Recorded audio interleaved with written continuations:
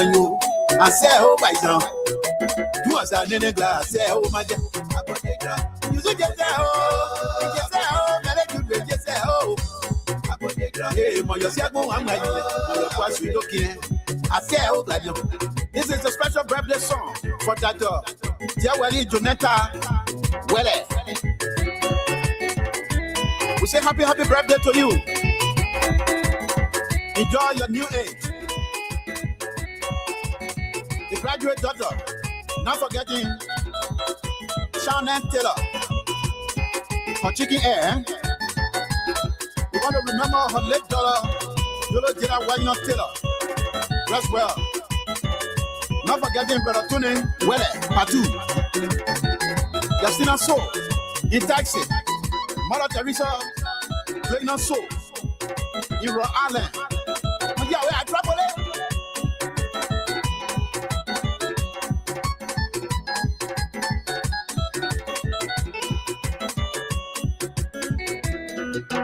Edward, your birthday, Edward Luson, Capiada.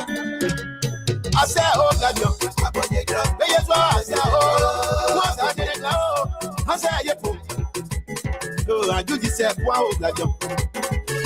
Ante Orita So in Rhode Island. I said, my. Ante Helena, Poa, Rhode Island. Uncle Tommy So in Liberia. But yeah, we let Uncle Stanley So. Yes, young. Says Angie in Rhode Island. Anita Zian, Minnesota. Apogitro, wow, like them.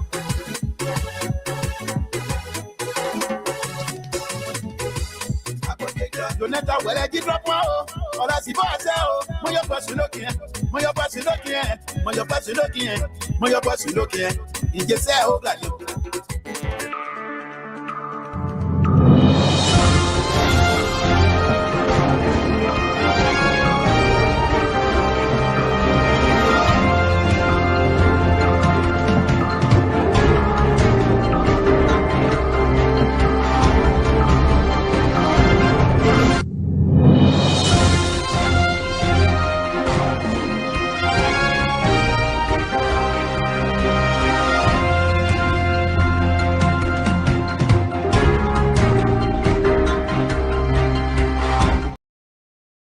Hey you, it's time to pack your bags. The world is calling. From the skies above to every corner of the map, explore all 7 continents with journeys designed especially for Europe and Africa. Whether it's a cruise, an all-inclusive resort, a hotel, car rental, theme park getaway, or the perfect excursion, Ayana's Dream Escapes brings the world within reach. Adventures start here. Don't just dream, escape. Book now, visit our site, scan the QR code, or just call today.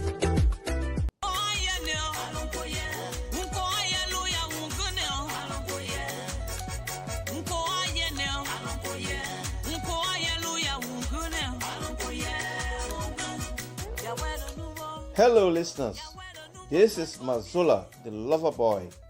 I'd like to invite you to this exciting program.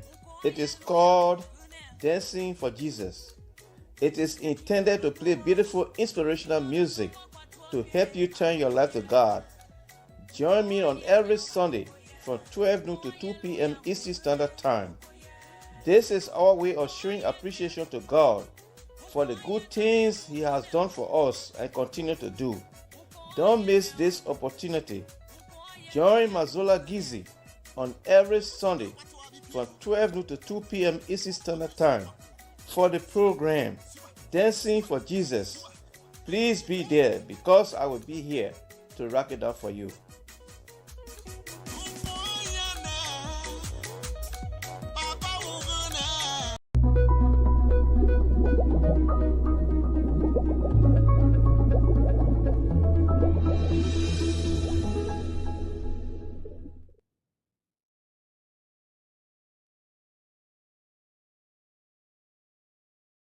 And so this beautiful Sunday evening right here in the East Coast, right here from the ocean state of Rhode Island, we say good evening, we say good morning, good afternoon, depending on your location. Welcome in the house of LPR. At LPR, we take on the various conversation, not necessarily to suit your taste, but for the good of the community and our society. Cynthia, good morning, good evening, good afternoon. Good to have you here. Most, of course, we're going to be having a group of community leaders here this evening to have a conversation with them. Mr. Patrick Kennedy, good to have you here. Aaron, CM Player, what's up, my man? I didn't see you in church today in Folklore Church. I don't know what's going on.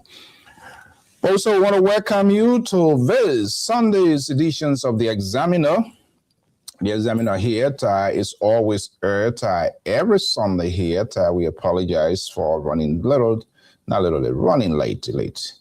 Sometimes the day just go crazy and we have to do what we're supposed to do too to keep things running. Notwithstanding, as saying goes, it's better late than never. And so we are here this evening, but in a different form, shape, not necessarily what you may desire to hear, but we always make conversation fair, balanced, and proportionate to hear all sides, to hear Liberians, how they feel about the country, their past history, they wish to share with us. We always give them that opportunity. It will not just give a stage to the elites or politicians, but ordinary Liberians who really have some success story to find themselves where they are. In this light, we will be having a group of with some gentlemen here.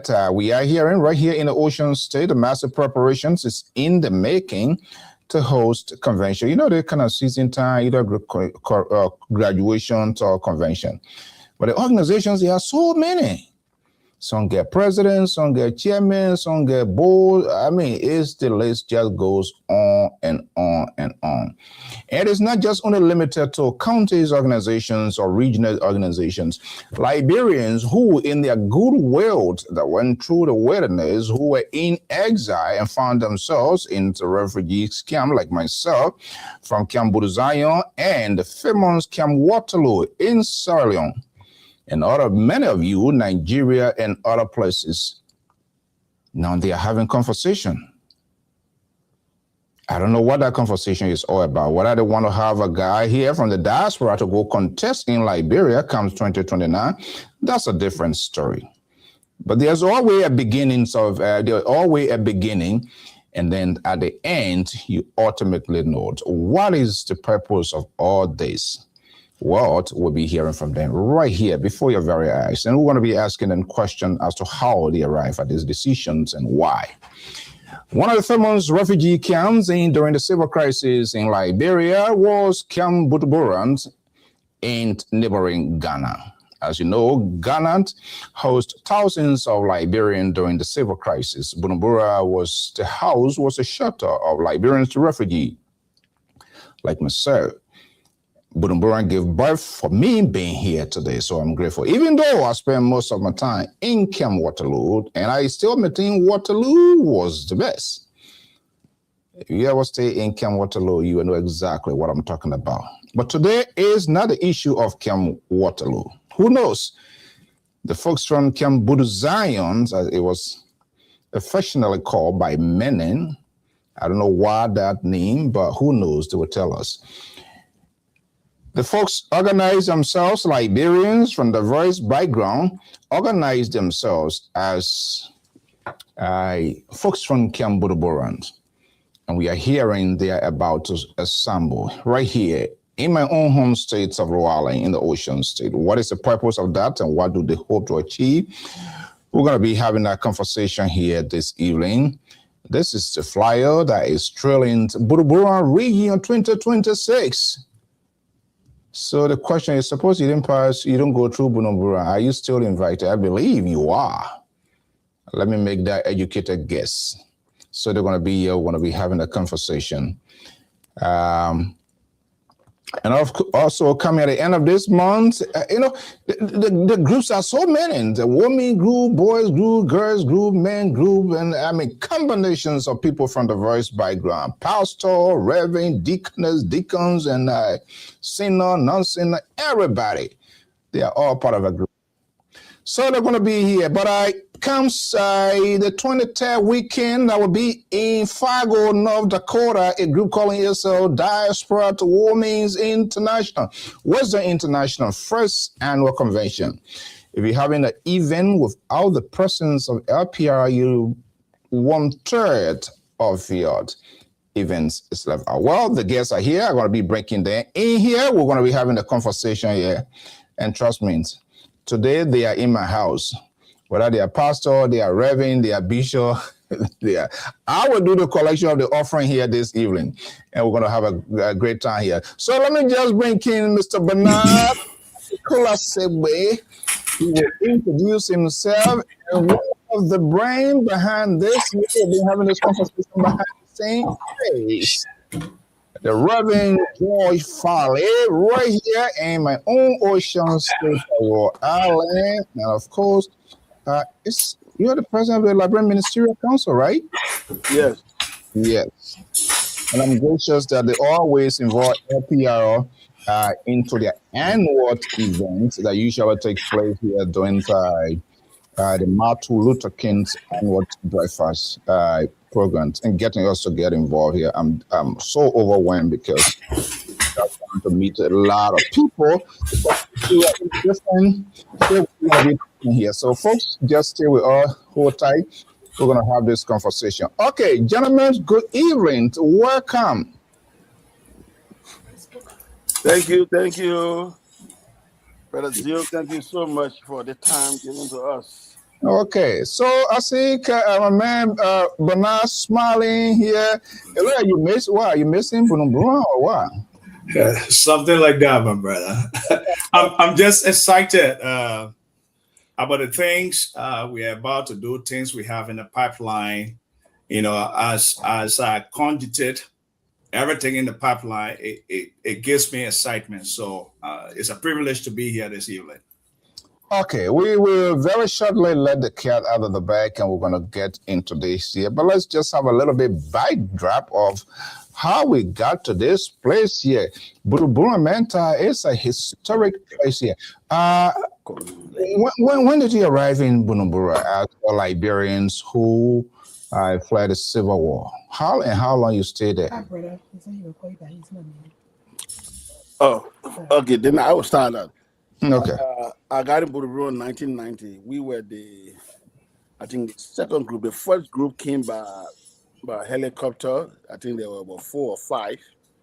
Then our group, the Tunnel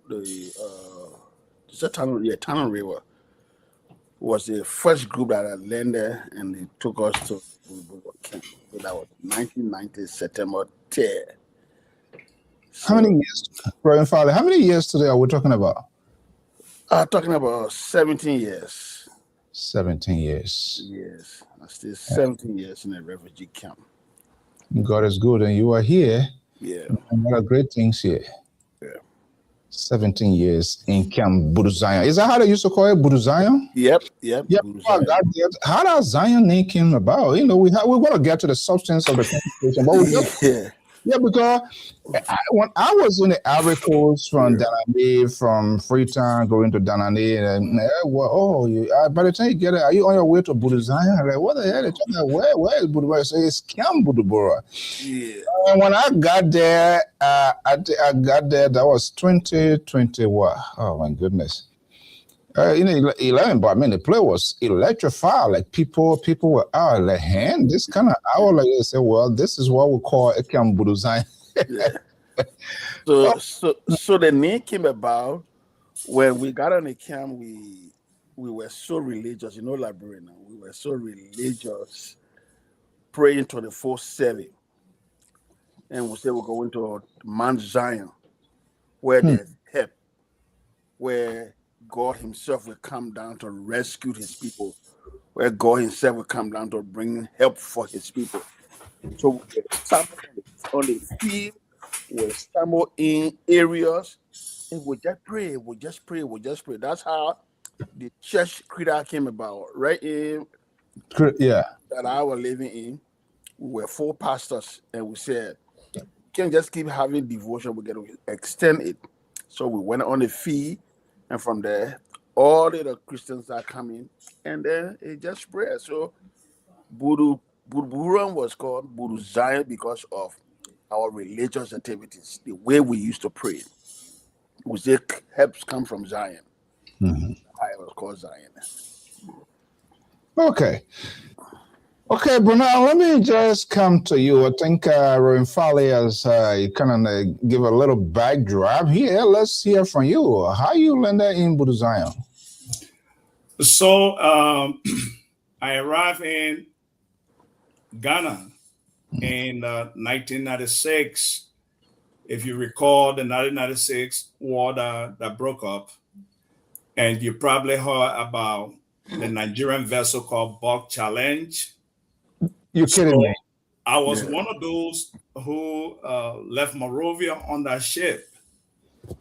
And we disembarked in Takoradi, Ghana. And there was a second refugee camp they called Sanzole, close to the Ivorian border. They took us there. And I think I probably spent a couple of weeks there. And I relocated to Bunumburam, where I spent the next 5-6 years until I was able to leave for the United States. So Bujumbura gave birth to your coming to the States? Correct. Oh, so there's some similarity here because man, they used to call me Ruby Ambassador because I went to Sierra Leone, went to the other place, and finally to Camp Budubura, and then Budubura gave birth for being here. So, you were following why you were into Bujumbura? Yeah. No, when I got there, the camp was so large. To say, I mean, personally, no, I knew he was a preacher, a Creed Church. And I used to worship with the Philadelphia International Church right behind the school building. So, yeah. So, to answer your question precisely, I knew him, but personally, I mean, I did not have any kind of personal relationship with him on the camp. Okay.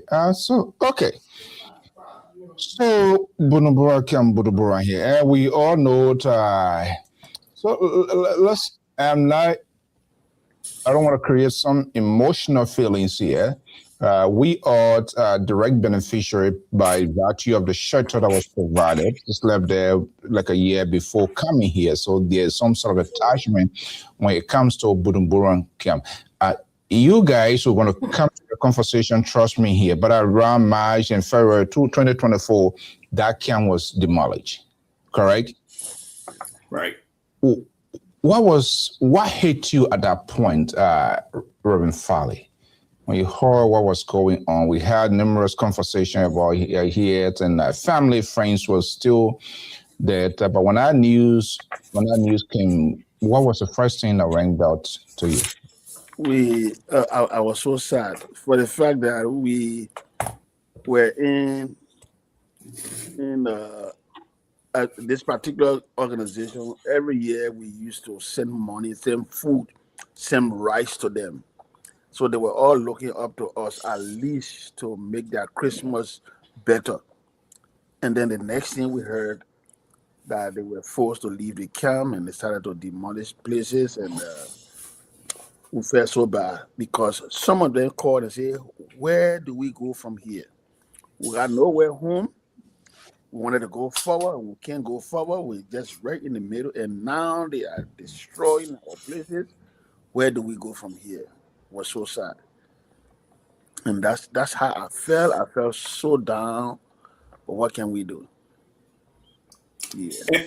And just I come in. What can we do? Is there an answer we're going to find here tonight? Yeah, that's some of the things we want to address tonight. What can we do? Okay, let me go to Bernard. Bernard, how you felt within the Burans where you eventually the camp was demolished?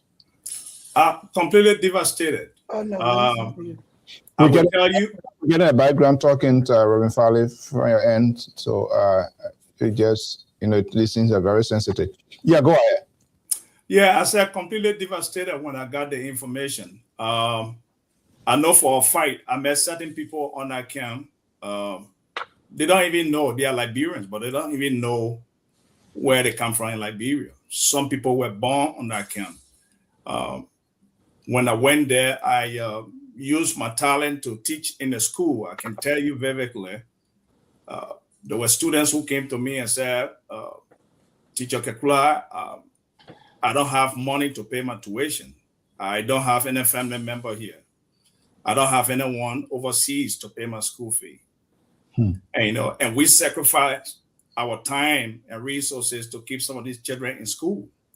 So hearing the fact that they were disbanding the camp to forcibly move people out and send them back to Liberia, I mean, it was terrifying. I mean, just imagine. I mean, you came from a country, you don't even know people in the neighborhood you came from. People who were born in camp don't know anybody there. Some of those children lost their parents. People they consider guardians passed away in Ghana. So who are they going to go back to?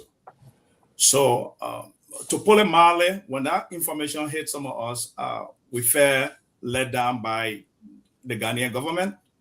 I can't say much. You live in Liberia, you know places in Liberia where Ghanaians live, Ghanaians were born. Even during the war, someone could not come back home. The Liberian government never once elected to send them back home. So to see our African brothers, the Ghanaian government rendering that decision to get them out and send them back to Liberia, imagine it was not a pleasant, view from different perspective. And I too was not very pleased about the idea of forcing them out. Okay, forcing them out. So, all right. So, all right. I know we've been. Let's get to the substance of. You want to add something on it? But you want to add something, Reverend Farley, before I proceed? No, let's continue. Okay. So, recently this flyer surfaced. Let me just put it here to get a sense interpretation of why it is Bujumbura, Rhode Island, Bujumbura Reunion 2026. So yeah, let's create a cutting edge. Is this just only Rhode Islanders or all folks from that went through Bujumbura are going to be coming for that event? But I want to address that. Oh yeah, I can take that. So this is open to the Liberian refugee community. It's not specific to those based in Providence, Rhode Island. As you know, as you even alluded to the fact that you came from the camp, we left the camp, but we landed at different places in the United States. Some people went up Canada, some people stopped in Europe, some people went as far as Australia. So this convention in Providence is not limited to one class of refugees. It's open to even people who went through Waterloo. It's open to people who went through Guinea, people who went through the Ivory Coast. We have enlisted some of those refugees in our midst. And the convention is intended to host everyone. As long you went under that refugee brand during the Liberian Civil War, whether it's in the sub-region, particularly Ghana, we are inviting them to show up in Providence. So to get some precision to your question, it's open to everybody. It's not just those in New England. Okay, we have Pastor Alexander Oge. I will call it offering here tonight. Pastor,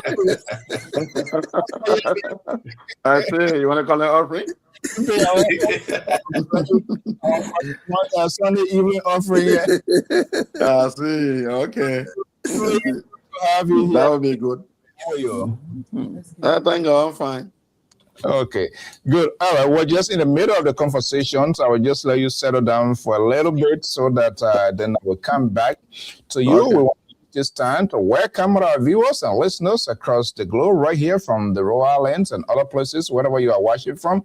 If this is the first time you are on the official news outlet of the Liberia Public Radio, broadcasting simultaneously both Facebook and YouTube as well. Drew, Alice, Daisy, good evening. Good to have you. Esther, Aliyu is marching on here. We are in conversation with folks from Camp Buduzion. What is in the making? So I will ask my question. You have the right to answer A, not to answer A. It can be any question, because nowadays with 2029 around, we see a lot of movement, people visiting. So is this part of a ploy for 2029? Who knows? Reverend can be pastor, can be representative. We don't know. I have the right to that. Ask this question. Gay, I believe you, Pastor Gay, I believe you settled in, right? Yeah, I'm all right. Okay, so Reverend Foley did a share, and we want to make it fair balance, but now did his share. How you got to, why here? Do you remember how long you stayed and when you got there? Yes. Okay, when did you arrive in Bujumbura? I arrived in Bujumbura on September 10, 1990. 1990, so you were the first, very first. Well, which of the challenge carry you to, or you went? But what was the ship that was that Bob Challenge? Was that Bob Challenge? Yeah, it took me in 1996. I think I'm a Bob Challenge. Okay, all right. So, give for a little bit run through here, Pastor, from 1990 to now, retrospect, Bujumbura and where you are now. Why you stay attached to Bujumbura? Yeah, because it's very experience that when you come from somewhere, you don't just forget. You know, it's not good to forget. You got to remember we were there and we all struggled together. We ate the burger. We our friends. We stayed there. Some died there, and we were able to leave before the 2000 and then come to the United States. But when we came, we still used to go back. So you got people there that you related to friendship. You make them a family. After you guys stay, went to school right there together, ran a church together, and then some of them in Liberia, some here, some stay around there. They left the camp, but they still scattered around. So as a person from the camp, you have that desire to always be there for your friend, because the opportunity you have, they could have that same opportunity too. And you could be downtrodden, and you also want them, you know, that in position to help you. So that's the reason why, even though it's been so many years, but the mind is still there. We still have passion, compassion for our brothers and sisters on that camp, because unless you experience something, you will just hear about it.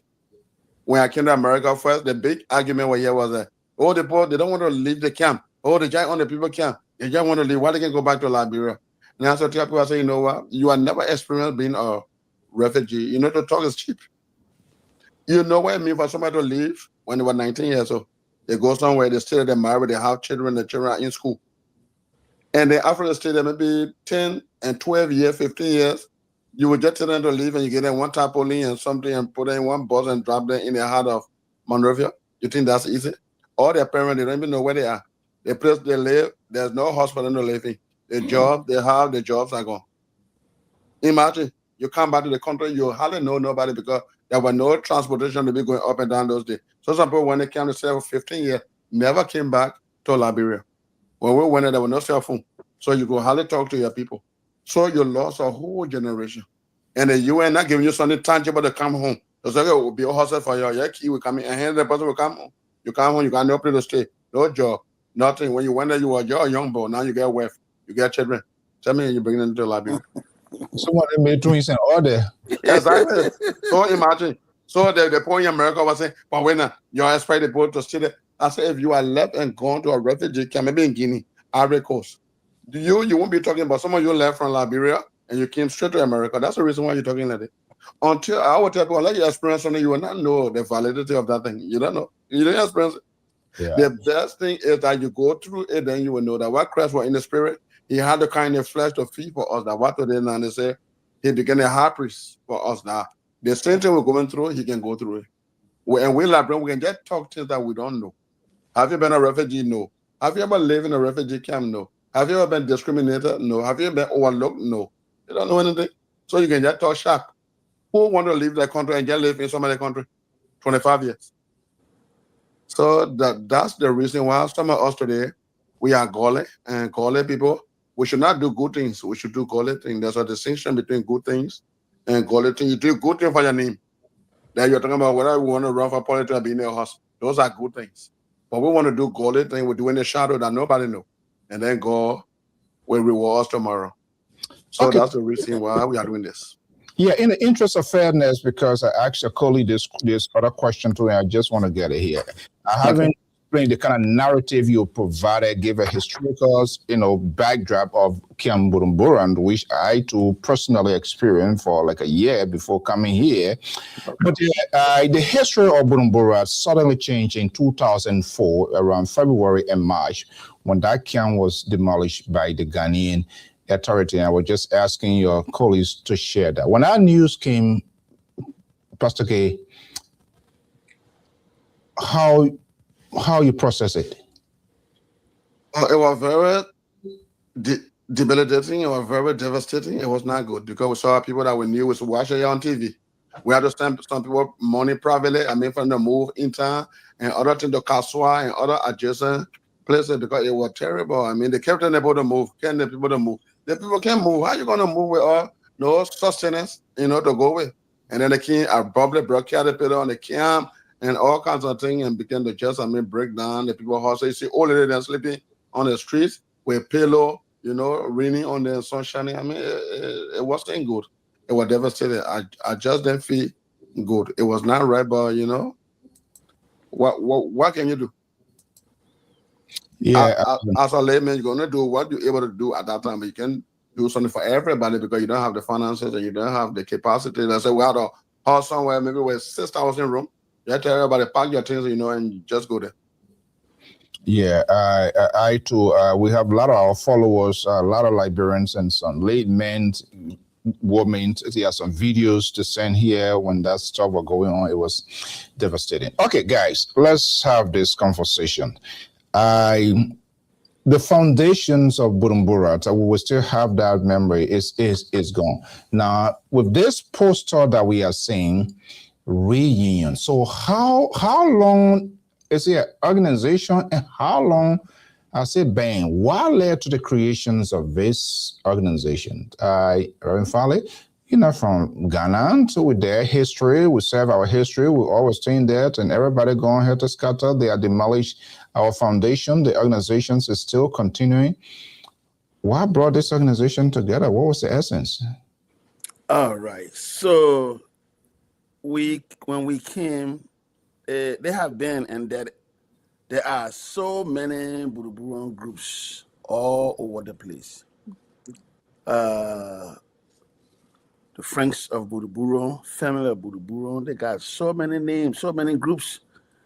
And so one day they decided to organize this particular group that will mother all of these other organizations. You can't demolish them, you can't dissolve them because they have their own quote-unquote reason for establishing their own groups. So we decided to form this group to be the mother of all the Buruburan groups. They had election in Minnesota, then they had it in Georgia. And when the president won in Georgia, he decided to bring on board credible people to serve as board, that the board will oversee the administrative portion that he was heading as president. So that's how this organization took ground. That's how some of us came in, because they look on the camp and they look at people who have credibility and moral integrity. They chose to bring them on board to serve as board members. 9 of them. We have Joshua, we have Samuel Sunday, we have Brother Bona. We all came on board to serve as board members. Just within that time, there's started being a shaking in the group with the administrative side. Then the president who called us on board said, well, since this is going this way, I'm going to resign and leave this thing with the board. In fact, he said, I will resign and leave it with the president, the vice president. The vice president took it and said, no, I will resign and leave it with the board. But then we were already in it. And being someone who, when you decide to do something, I do it with all costs. If I don't want to do it, I don't venture with it. I think outside the box. So if I decide to push up my hand to something, I'll do it with all costs. And so when we got on board and the president resigned, the vice president resigned, they went to meeting and they said, well, then let the board take over. And we had Samuel Fokpa. He was the board chairman by then. And he took over and was the vice president of the board. Pastor Brother Bonner was also on the board as a financial man. And while we were going through, we had our first convention here at the board. The board called a convention here. And then in 2022, we had this meeting here to put us on the ground, to let them know that we are serious about this. We will not draw back. Okay. And, yeah. So this is quite interesting. But now, let me come to you. So first of all, you are at liberty, like I said, I'm going to ask a question. Our job is to ask a question, and part of that is to make sure the audience grabs what we say and they are following through here. This organization, is it political, or is it a political, yes, long-term political intention? I just want to get a sense of why it is. I mean, nothing wrong with that. We just your mic is muted.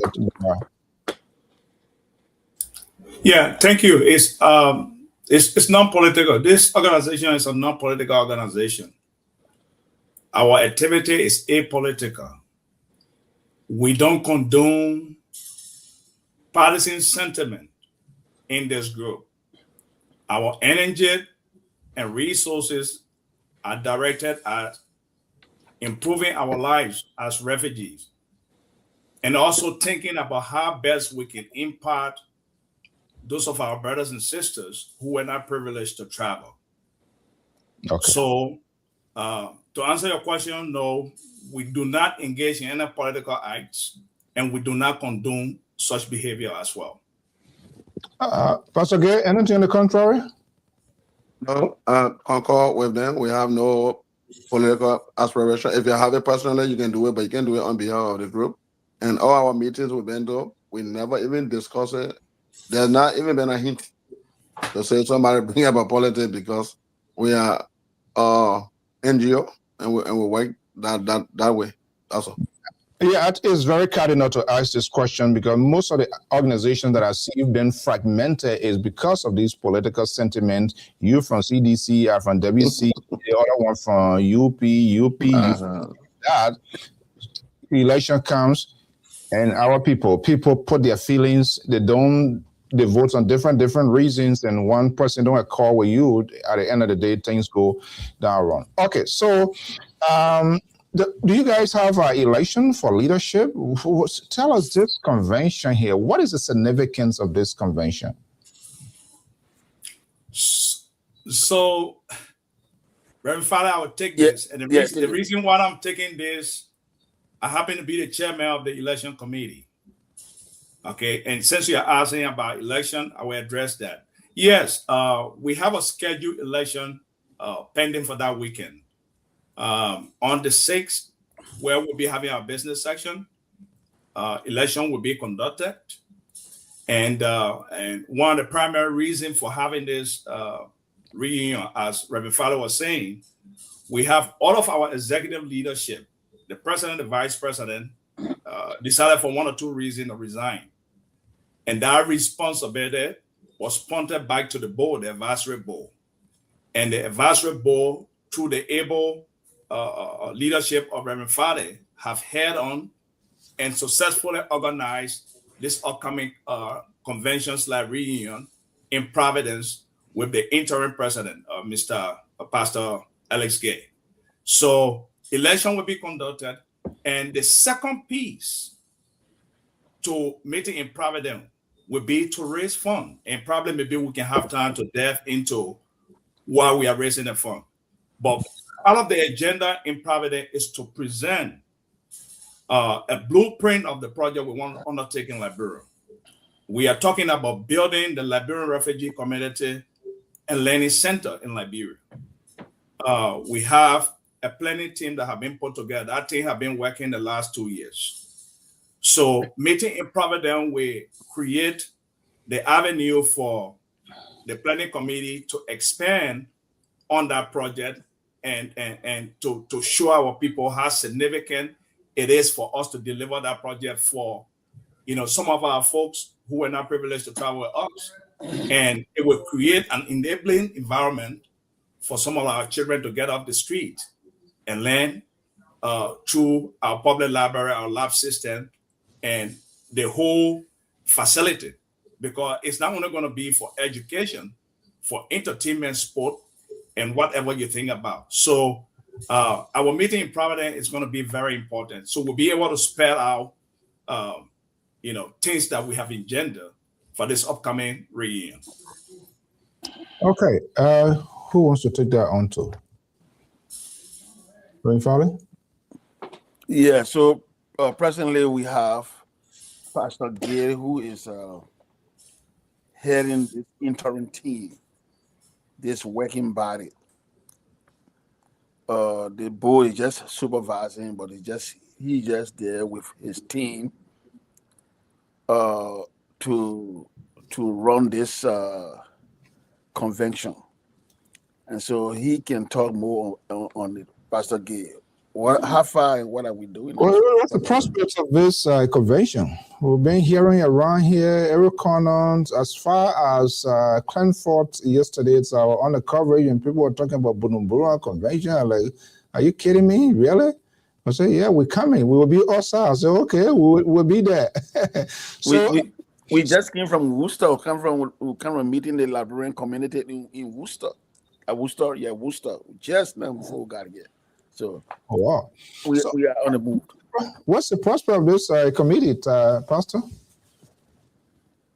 Well, I would say we're trying to do something for our people to leave a legacy behind. We want to build a center that will be multiple tasks, that where education, social work, recreation, all in one building. I mean, you want to rent a place to have something for your service or wedding or what, it will be there. And then we'll have playground for the kids. We'll have library for the people to study. So these are the reason why we are raising the money. Because we want to do something for the people, not just for one group of people, but everybody to come to the library. You don't have to be from Puduburan alone. Anybody can go there. So we're coming here to meet because, the problem with librarian is we don't let them build anything. We let it be built and then we join. And then as soon as we join, then we let them ask for position. If they form anything, you ask somebody, let's start the thing. Yeah, big, you're not serious librarian, but inform me. So I get in the camp. Then the first question, who the president? Who the vice president? They want to do interesting. But we need to learn how to build something from the ground up. Everybody else can do it, except we are not good at that. We sit back, something get built, and then that's it. So we decided to congregate here from the 5th to the 7th. And at that time, we have our agenda already as Brother Besa just said. We got a plan. We show the people the plan, the committee, the people have been working there for 2 years, everything on it. They stated the amount, what we're going to cost, and everything, the building, the structure of the building, the floor plan, the building plan, everything, to show to the people that we're not just here just to talk. We are people of action, not just action, but concrete action. And we don't want to do it anywhere except in Liberia. So that is the reason why we're gathering here for 3 days to storm together, to put our brains together, to work together, to contribute. So everything we're doing to raise money is for that project that'll be starting as soon as the convention finish, and then we have a working committee to start the job. So that's one of the main reasons. We got other reasons that will not be able to explore everything here tonight. But the main reason we're coming is to first have government. We are just interim, so we're having an election. As I said, you're the chairman. We got everything you need to if you want to run. The guidelines are there. It's been on there for almost 4 to 5 months, so everybody know the guideline. If you want to be president, vice president, or whatsoever, so people are coming. We are mobilized from country to states everywhere, and we pray that people come. People say that they are coming, and we are getting ready. The days are drawing nearer, so we're doing everything possible. Okay, so have this. I respectfully, I say you in my house today here, so I respectfully disagree with something there. We're gonna talk here. We need to talk a lot here, so we know. But look, guys, very great initiative, good idea, good visions, good way to go. But we will still ask some questions. We will still need answer to some of these things that have been said here. And but you are at liberty to plead the fifth if you don't want to.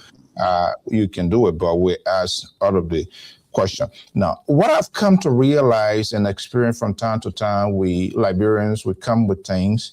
There are people, good leadership. And Pastor Gay, quite correct. People just always like to find themselves when it's already wrapped, when everything is okay.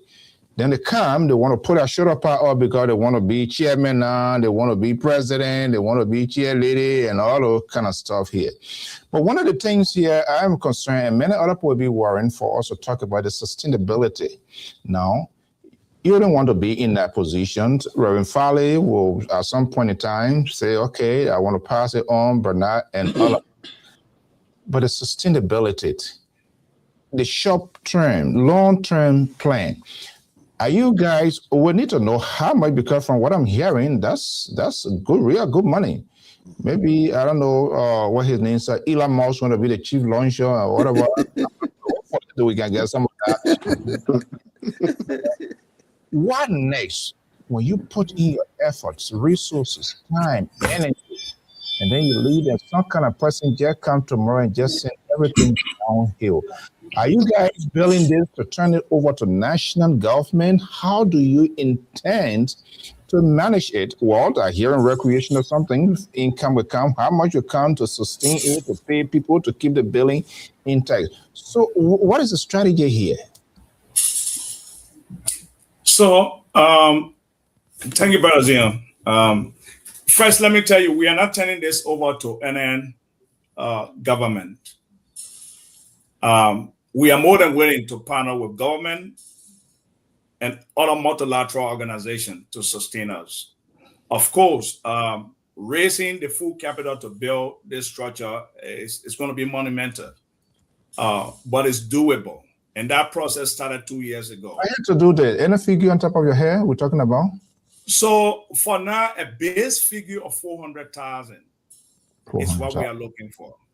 That's a base figure. So give and take, it could be anywhere north or south, 10% increase. That's what we are looking at. Okay.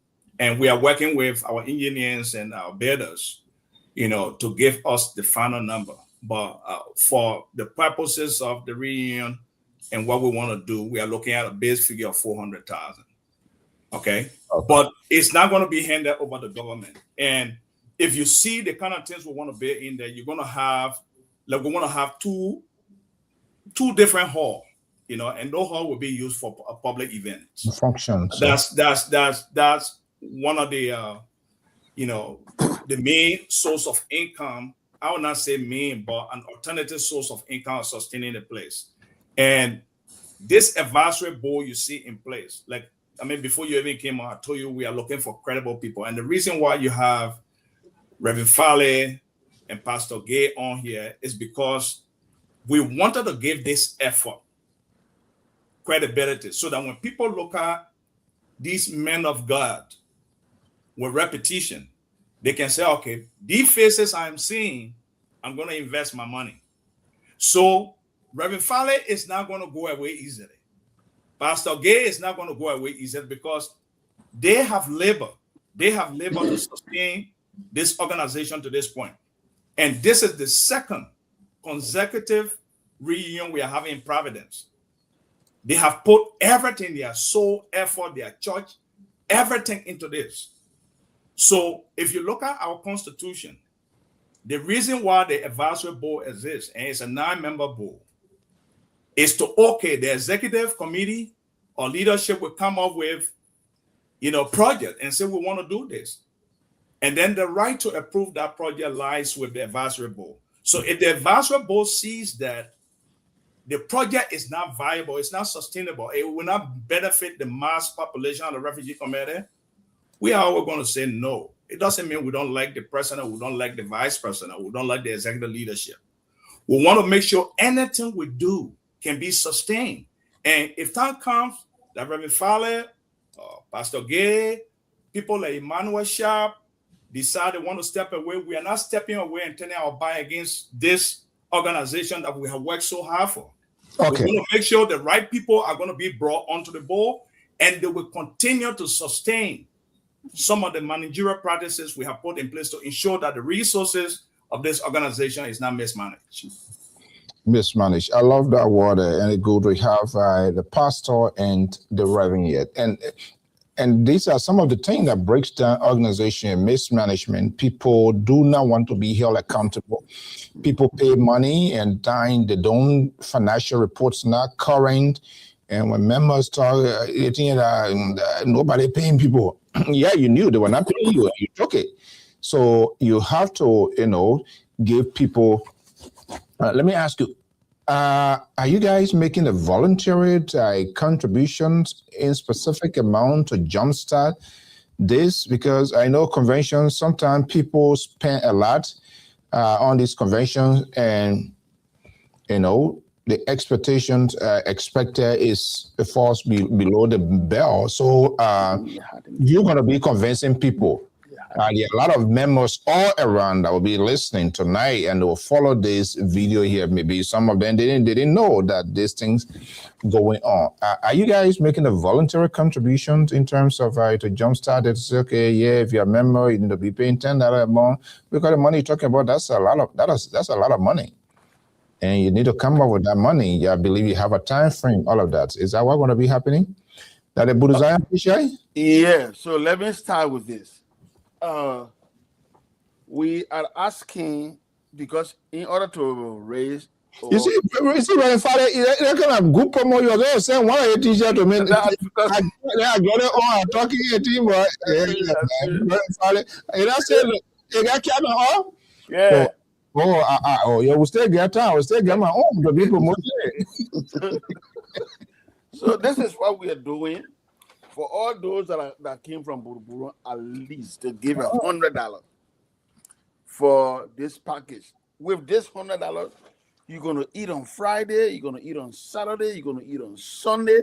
You're going to enter your board, you're going to have a nice food and a wonderful time, just on $100. Wow. Well, no, so it's encouraging, and people are paying. The good thing about this organization that is different from all organizations that have ever been in. We put in, but we don't take out. Why? So we have a cash app, and we have a Zelle number attached to this organization. So if you pay your money to that Zelle, it goes to the account of this organization. No one withdraws until a convention time where we always sit and decide how to use money. That's the number one transparency we want to show to this world, that this is an organization that will not temper. We have credibility and we live by it. Not to get off track, but while I was in school, I did general mechanic maintenance. At least I got a little degree from that.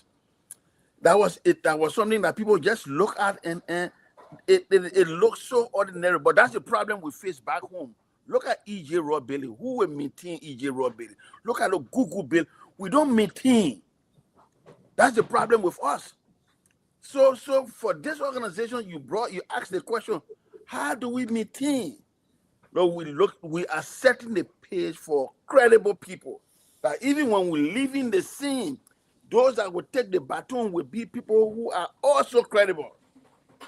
You come and meet an organization where you're not going to take any money with all of your own will. No, it has to be a consensus. It has to be a joint body that will give the go ahead before a board member sign any paper or else he pay by the money. So that's how far we have come people with should this be hurt. organization. People don't go to jail in the that's why sometimes I feel very weak now. People abuse, take advantage of people's kindness. They join the organization, either put money on your go to do the same. People also go to jail for eating public funds. I mean, period. You take it illegally, you pay the price. Yes. That's how it's supposed to be. I mean, first is I know you, Pastor Gay. Well, so then so I see the authenticity with respect to people that and that's one of the what I go to in the faces of people in every institution. It does matter. You go for some kind of person there who anybody they look at and they tend to feel one time, then you're not ready. So quickly here, Pastor Gay, this seems to be a very huge tax, but it's achievable based on hard work. And a good one of the advisory board member is here. I'm saying this because I want here the community organization. I live in the community and I know how things happen when it comes to the board and administration. As far as I'm concerned, board primary, one of the primary reasons is to help the administration go out there, find the fundings, they all collaborate work. But all ordinary librarian organizations, they're not like that. They're in the administration fighting. They're not paying dimes. Some of them not pay their board fee, but they're fighting all day. As a result, the organization tears down. How would this be different from these other organizations? The board and administration, good working relationship. That is very vital. In our growth, we set example. Anything we do, the executive board and the membership and the board, they are the first to pay everything. So we have a standard. When we announce to the people we want you to pay this, the first group I put out there is the people on the board and the people who are in the executive. You lead by example. Leaders do not look for followers. Leaders, what they do is invite people to follow them. If you look for followers, that means you can lead. Anybody that can lead. What you do is invite people to follow you. Because what you do, because when you're leading, there are 5 steps in leadership. You got the positional step that they want the black people like they have that position, but at the least, the positional. The people follow you because they have to. You see, and not because they want to. When you're a leader, you just post my position at the president, at the this, at the that, but you're not producing nothing for where you are, for the company or for the people. Because some people only that feel they follow you because a leader, so we just follow them. And that is the lowest leader. Don't look for position. Don't ever. Position will count. Joseph never look for anything. He became second in command.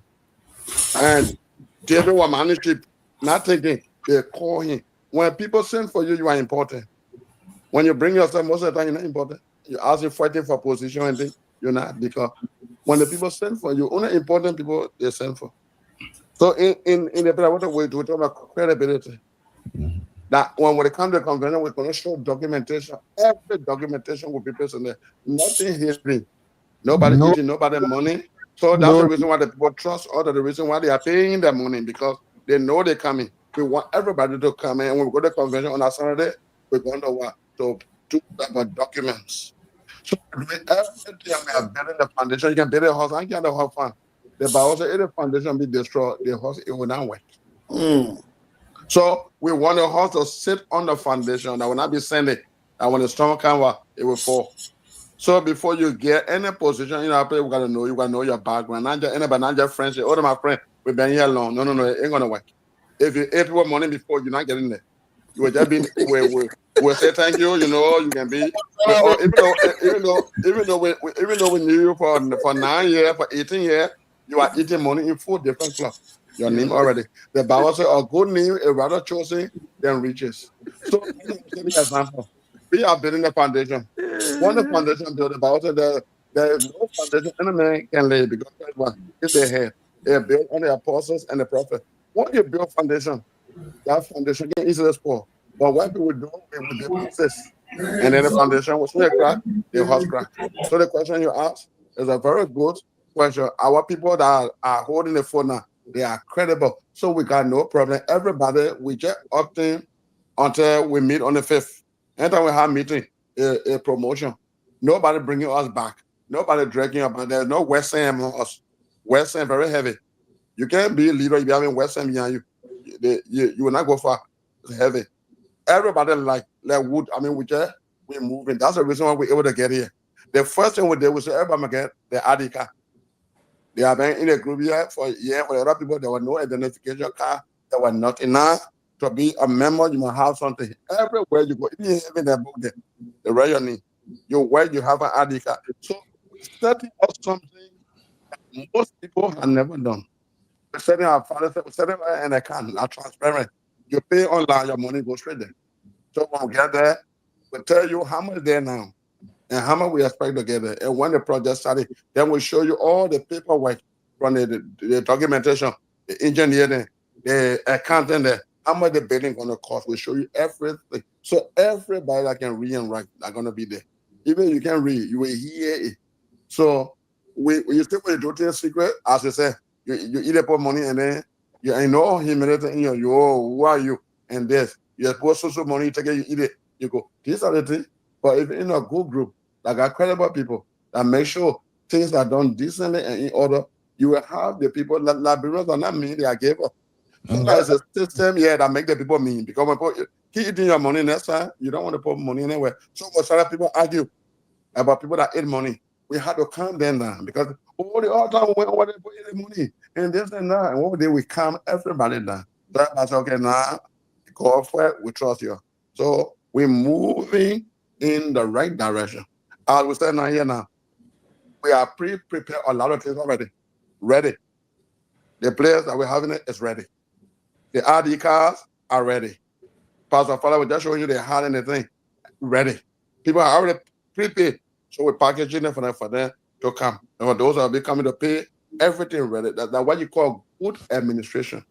Yeah. Good administration, yeah. Things ready before God made man. He made a garden for it. Then he said there was no man to face it. Then he put a man. He didn't make the man say, oh, what the man will say. You face the thing for the people before the people get there. So that's what we're doing. We are up, we're doing everything. To raise the money, by the grace of God, we get it. The higher thing in life is to start. When you start something, people like to see things. Most of the time, the reason why you can't do anything, you don't start it, you want to rent 400,000 before. No, when you start the foundation, ask why the bishop will start coming. Some people don't have physical account, but they got store credit. They can say, you know what, I get it. Yeah. Other people can say, you know what, I will do this. You see, by the time you look, that's it. So these are the things we're doing, and we have our meeting every 2 weeks. Have our meeting every 2 weeks. Yeah, we're online. Have a meeting every 2 weeks. We have a meeting every 2 weeks on a Sunday. We have a meeting 1 hour. But everybody flowing. People can't wait to come. The excitement. People are like calling, say, we can't wait for that convention. Because the convention it will be different than previous convention. They can see it. They say when the Christmas will be good, you can see it in the Christmas Eve.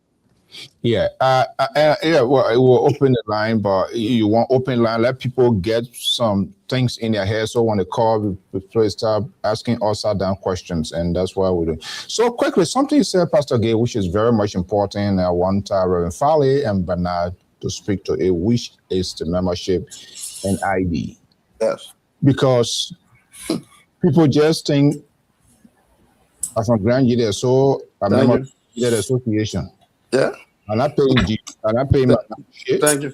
But when my empire died, I want grant the company of the $1,000. Why would people take other people's money? I'm a free thinker, but I think we need to set some standard here because who here can go to Susu when Susu put divine money? You're not part of the Susu. Yeah, I mean, we have to do that. Thank you. Goes to the national level. People from group to group. By the time you go load a member today, the next day, to the other side here, Thank you. they don't pay. They don't get what that institution stands for, the principles, how it links, they get running. So they go around, pollute this institution, damage and running from one place to another here. So I think I like that kind of membership article. How much for membership? So we will. Is that expensive? Just $20. Okay, $20. Yeah, $20. Yeah, that's all. See, when they get everything affordable. Nah, you my own before I put my money in something. I but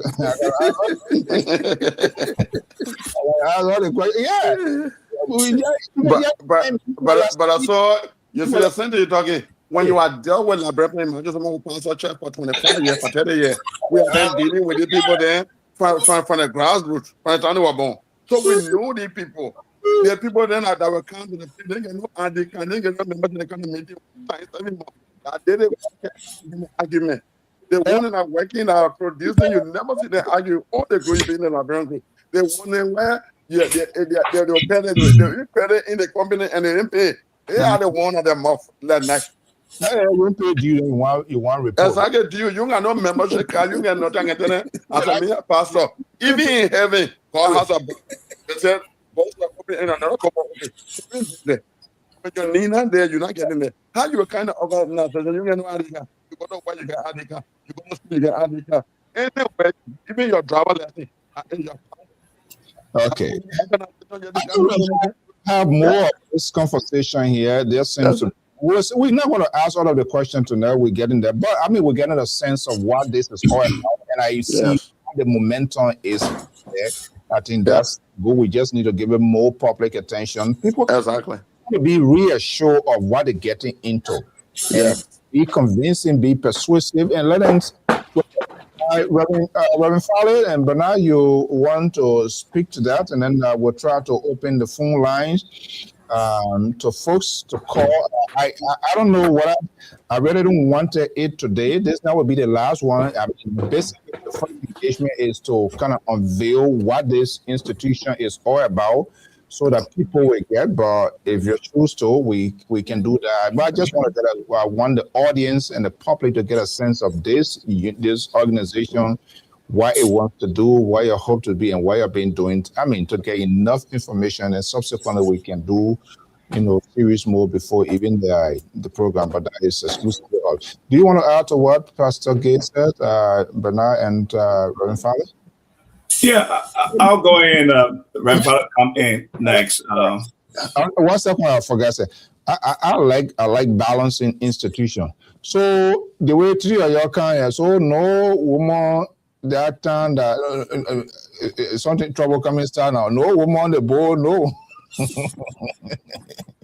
Yeah. No, we actually have that's also have two ladies on the board. Yeah, ladies. Okay, all right. So to you send that question, I just want to make sure that people do some point. They're ready. They just send it inside. No, because they said they told us to bring in 3 names, so that the 3 names you brought. Okay. Next time, if you want most of the board, bring the ladies too. Yeah, I mean, subsequent program, hopefully to get the ladies so that question, their apprehension will be laid to rest too. Okay, yeah, go ahead. So I just want to throw a little light on the IDCA portion. Like you really said, we all been around Liberian organization. And sometimes when people go there, if they don't pay their due, they don't make any kind of individual quota. People make free statement. Yeah, free remark. People say anything they want to say. So it was actually an ingenious idea from Pastor Gay. I mean, he took over as interim president that, he and his team decided that people will have to, subscribe to ID card and all that kind of stuff.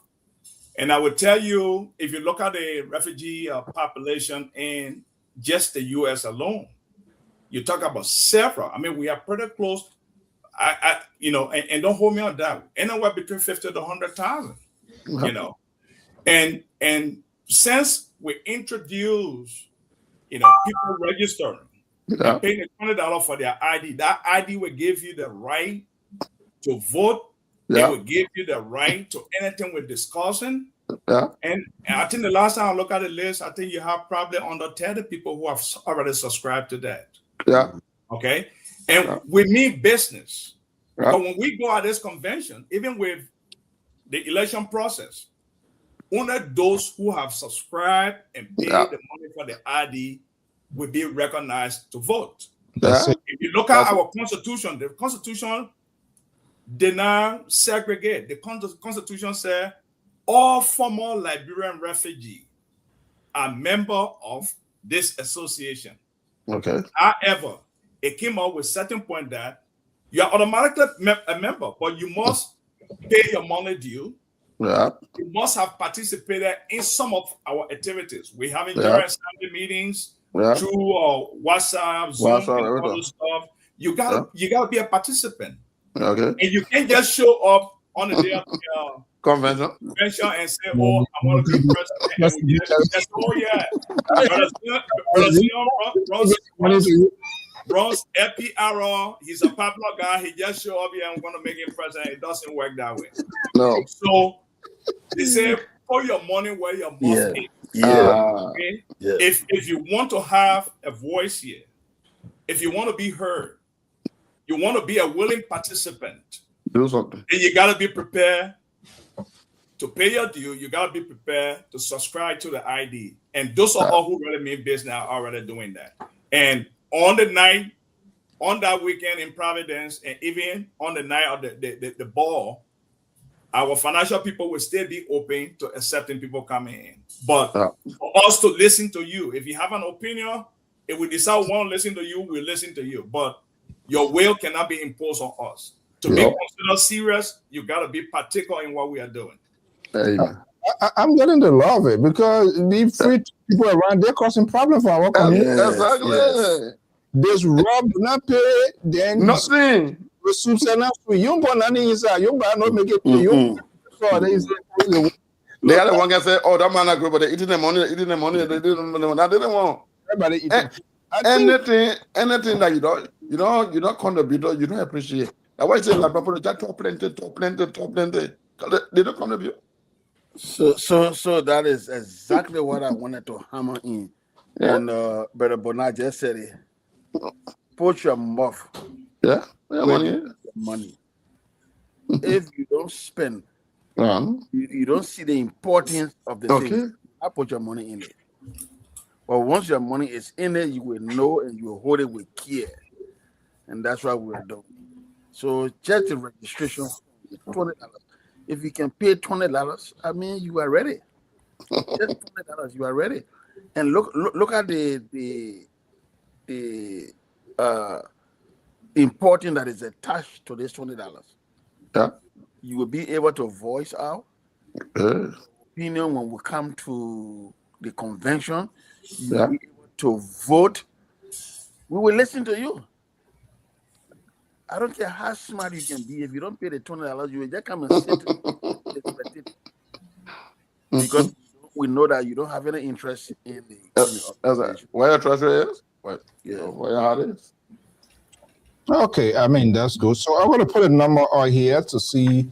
Let's get some reactions. And I think we will do that. I will talk to you guys behind the scenes. Maybe it's other things we'll do. So how one register people who... Now, I heard, Bernard, once you're a 4-month refugee, am I correct? So yes. You don't have to pass through Bujumbura. Is that the case or what? Correct, you don't. No. Okay, all right. Okay. So there you have it. So it's open before you start making some fake Bujumbura ID card, and you don't need to go through that. You need to go to World Trade Center for that. Alone you're a refugee, you went through Ghana, Nigeria, Sierra Leone, whatever. The door is open, so they are very accommodating here. Okay, so I want to be putting the phone lines up. How do people register? There are folks who want to register. Some of us went through there. I mean, some of us will say Bujumbura gave birth of us being here. So we also owe that to Bujumbura. I went to it didn't work out. I went to Guinea seafood play. It not something in Ghana, so that means my allegiance too should be to. So who, how does one to register? Where the payment can be made? Can somebody share with us information, whether it's a Zelle and who it goes to, who's to notify when payment is done for all of that? I don't know. Do I send it to you? Can I send it to you now? The Zelle and it's on the flyer or what? I don't know what it's in the flyer, but it's in our chat. You can text me the number. I mean, the number is Zelle. That's all. Text. Prepare something like an hour and then a subsequent program to run it, who to contact, so that way. In your absence being here, that you guys, they can know somebody to call for whatever information it is. So I'm going to be putting the phone number out here, folks, for those of you who have questions. But again, your question should be directed to the conversation. We're not talking about nobody who want to be represented in Buchanan, Bapulu, or whatever. No, that's not what we're here for. Yeah, all right. So I just send a text through. A text to you. You see the Zelle. This before you, when you got, we got the number, but it takes time before they can register the number Zelle strictly. So you needed to give an email address that will link with it. That's what the bank said. So you see my name there as George Friday, 2001, but that Zelle is going to the account, not to me. That email address is attached to the account. Later on, before they will attach our number, the organization number, to that, then will erase the email address. But you see, the number that there is strictly the organization number, and that's the cash app there. Is the ABRA. That's the Association for Former Buru. That's the number there for cash app. It is that same number we use for Zelle. All right. So I will work on that. Yeah. Now we can create some promotional stuff, but just to allow our audience to participate in our conversations and ask other questions and put everything to rest.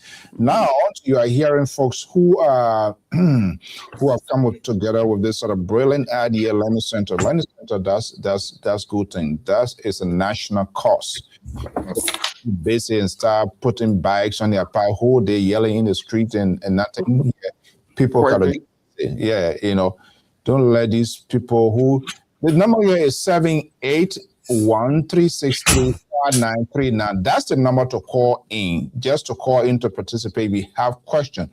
If you are a refugee, which most of us are, if you do a census here, everybody here. But and of course, if you are former residents of Bunumbura, then of course you have a stake into this here. There will be a big convention here the weekend of June. Is that June 6th? 5th, yeah, 5th or 7th. Yeah, in the Ocean State Island. Minnesota, you are welcome. Alaska, you are welcome. Fargo, North Dakota, Philadelphia, you are welcome. But just call this number if you want to participate. We'll get all of the details, information in our subsequent broadcast, and then we'll bring those information. Anybody who want to participate, just call if you have any question. Yeah. So so all the projects, everything went to Liberia. Nothing would be in Bunumbura. It said they play word ni. So what going to anything going to be there? As I said, the place is demolished already. So everything. Okay. But notwithstanding, we help the people that they in need. Everyone will go back home. Okay. You go through the history of the Bible. Queen Esther of Prussia, she one of those who stayed behind. Mordecai stayed behind. They never went back home. Okay. There's a first caller on the line. Let me just intercept that, Reverend Fally. Caller, good evening. This is Dr. Mali. Okay, let's hear you. Yeah, first of all, I want to extend my thanks and appreciation to the architect of these great ideas. I have two important questions. And the first one is,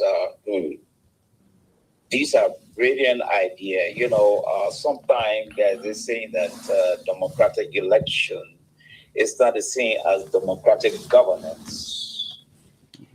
I see Reverend Farley, Mr. Bernard, Reverend Gary, they are saying some wonderful things. But my question now is, they have given birth to this child. Now election are being put in place for a new set of people to take over.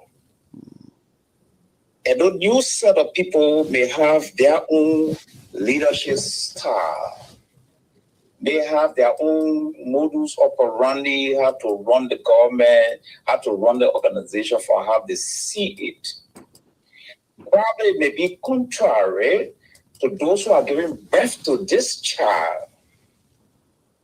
And the issue of accountability and transparency is very key now in all organizations. So my question to my three brothers in the studio tonight is, are you going to guard this process as an interim board, or will you put yourself forward to be re-elected? And if you are not re-elected, other people are elected, and things start to go wrong. But this interim administration, who is not going by the book, who is not going by what all the good things you are left behind in those books, organizing it, not touching money and all the kind of things start going contrary, and you are not part of the board again. There's a new government moving. What will you do? Okay, what a Powerball question. I think the essence, the direction of Mr. Dr. Mali, thank you so much here. So let's hear from our guest. Finally, let me take All right. a stab at the question, and then you can come in and buttress, the point. Dr. Mali, thank you very much for that salient question. I'm happy. I think I probably heard you on the last meeting, and there are many Liberians in the U.S. that came from that refugee corridor. Okay? And believe me or not, a lot of us have integrity, and some of us have questionable character. If you look at the Constitution we have, the Constitution delineated the responsibility of the executive leadership and the advisory board. It's clearly spelled out. So, Reverend Farley, Pastor Gay, myself, I'm in a position I want to step aside. I like to work from the back and give other people a chance to lead. But whatever we have done, even if we are not there, we have a guiding book, the bylaws and constitution, to guide how we operate. So, for instance, the Constitution said the executive leadership, you said if we elect new people, and those people have different models of operandi, say we want to do this, we want to undertake that project. By fight of the executive council saying they want to undertake a project, doesn't mean that project is automatically signed. One of the main reasons why you have the advisory board is to vet and evaluate every project that the executive committee wants to undertake. And if that project, if the board, a non-member board sees that project is not viable and it's not sustainable, it can't benefit the larger refugee committee, we're not going to agree. The executive committee can't force it. Before the executive committee spends any of our money, they define the project. The advisory board approves the project and authorizes the release of funds. So they can do everything. And when the board decides that this is not something that they think will be beneficial to us, they will say, we're not doing this. So we have a check and balance system provided in the bylaws and constitution. So even if Reverend Fowler leaves or Pastor Gale leave, other people, the other 9 members on the board, we have to, serve the interest. It is our hope that we'll be able to serve the interest of the general body. So somebody cannot just decide that, I don't like the democratic system. I don't like to go through, parliamentary system to get this approved. We are not going to do that because we have worked our sweat and blood to get to this point. So even if we are not in leadership, remember the General Assembly is very powerful. Somewhere in the Constitution there, the membership has to give their right to some of the activity that the Executive Committee will want to undertake. And if that blessing is not given from the General Assembly and the Advisory Board, it cannot be implemented. Our hope is everyone that is elected into power, whether it's the Advisory Board, whether it's the executive leadership, you are there to serve in the interest of the people. But then if someone deviates from that concept, then of course, we expect the board to act on our behalf. If the board doesn't act, when we have our regular General Assembly meetings, the Assembly has a power that supersedes even the board and executive leadership. Let me add a little layer here. The question here, perhaps, I believe, Dr. Malley, the way you are, but let me just add a little layer, and then Pastor Reverend Farley and then Pastor Gay can come in. If I get the niche of what Dr. Malley is saying is, okay, and these are common things that we see on a daily basis. Afonso So is a president today. Whatever vision is by the board, that is, even though it's the administration, but that is the institution, to benefit the institution. Tomorrow, Dr. Marika, Mame, we got to carry our own project. Dating here, we're not going with A. Now, I believe that's the direction. I'm just making that sort of educated guess is going in, because people come, government is like government. It's a sort of continuity. They come, they don't even see the end. By the time you go lower, another person come, they say, no, we probably going to make sugar cane farm. We're not doing this one here. Get to it. So is there any provision in that constitution? Because it's with the consent of the General Assembly, the board, everybody agrees. Now you're talking about this, how you call it, the learning center. Somebody come tomorrow, they come with their other side of the version. You know what? We already get 2 to the 4 learning center in Liberia. We're not building learning center. You want us to be, we got to carry to Sano. You see where we're going? Now, is there provision that will put a hook that people can just come and just change things overnight because you want your own need or something? But it's about the institution, the survival, the continuity of the institution. Is there provision in that constitution?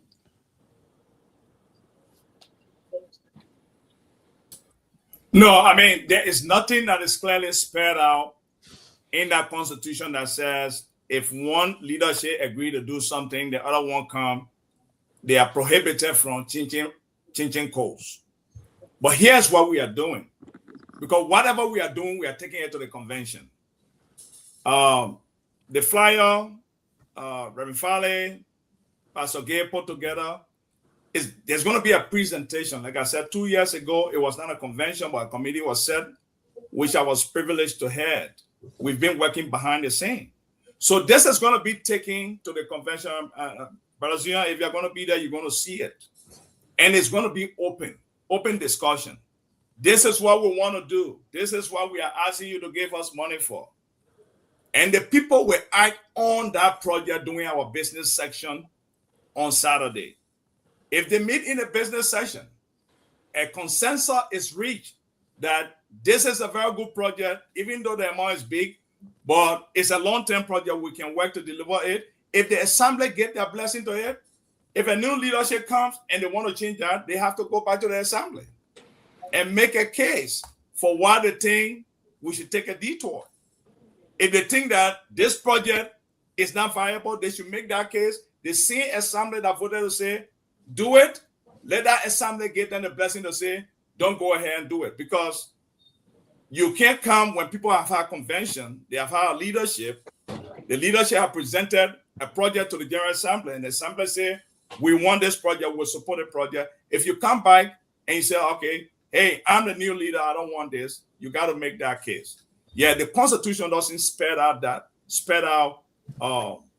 pathway clearly in the Constitution, but you have to go through the General Assembly. I think that General Assembly will have to hold that new leadership accountable to why they want to move in a different direction. I will add the last point and stop. This doesn't mean that building the learning center in Liberia, you cannot do other projects concomitantly with it. Okay?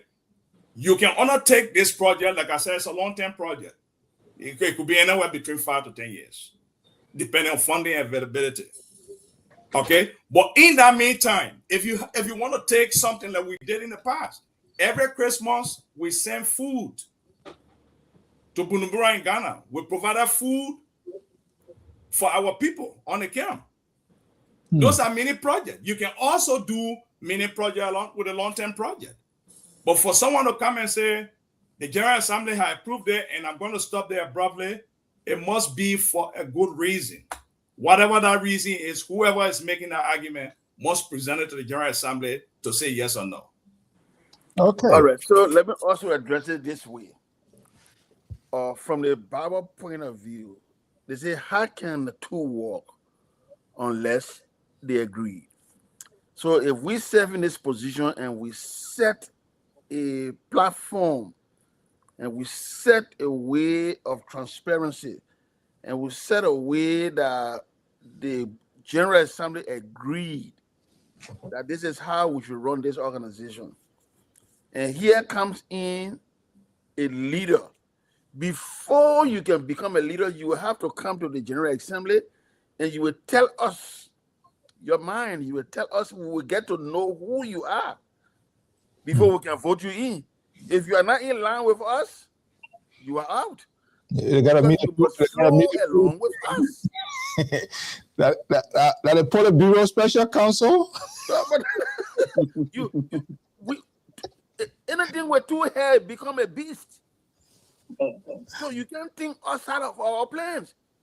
The General Assembly have decided, let us do this. And now we're looking for leaders who will push us to do it. And so when you come, you will come with that mindset. And so when we see how forceful you will be, we put you in because we know that you will accomplish what we have decided. And you can't come now and say, oh, say I'm the president now, or we don't want to do this, we'll do that. No, the General Assembly will decide what to do with you. So in the first place, you can have a different mind and come to lead. Look at, for example, the Cali Church. I love the setting of you go to a Cali cathedral. People who are so dirty and nasty, you go to all churches, you find them chewing gum and throwing paper on the floor. You enter a Catholic cathedral, you will be afraid to chew gum because the place is so neat and clean. The people don't have to tell you, don't drop paper. You just see the place and follow. That's what we decided to do. We set the platform. You who come as a leader, you see the platform. You will be afraid to drop paper. You'll be afraid to change the course. And that's what I want to do.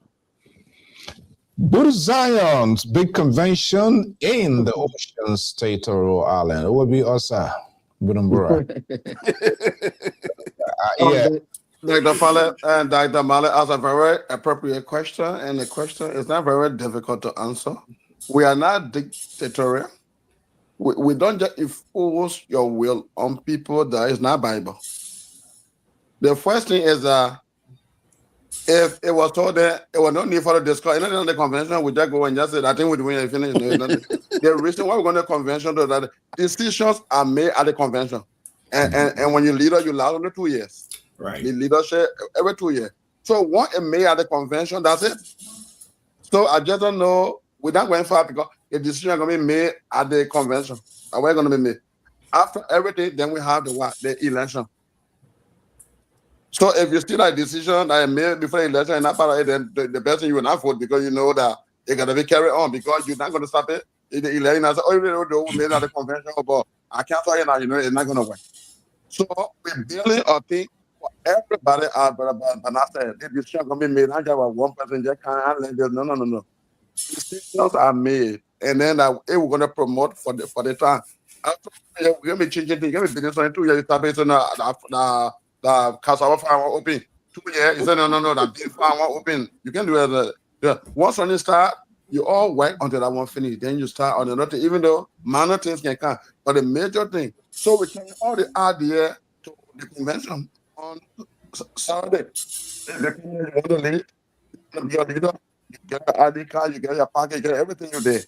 Because that there, the decision, it will be made. When it made, that's it. We're going to brainstorm. We're going to do everything there. So in that 1 minute, we're going to want to say, you know what, let's be her. And then we're bidding her. No, it's a decision of the people, the executive, and the board. So that 3 groups of people coming together.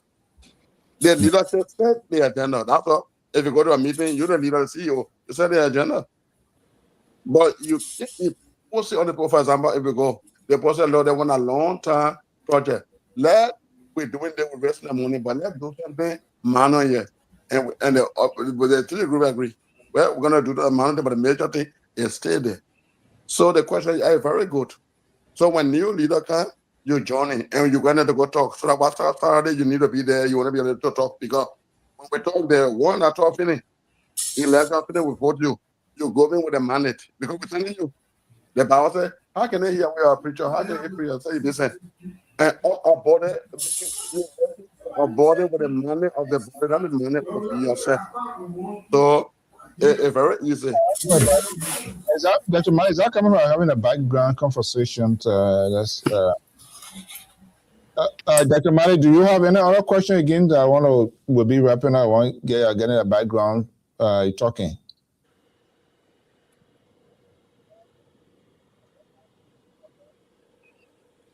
Okay, go ahead quickly.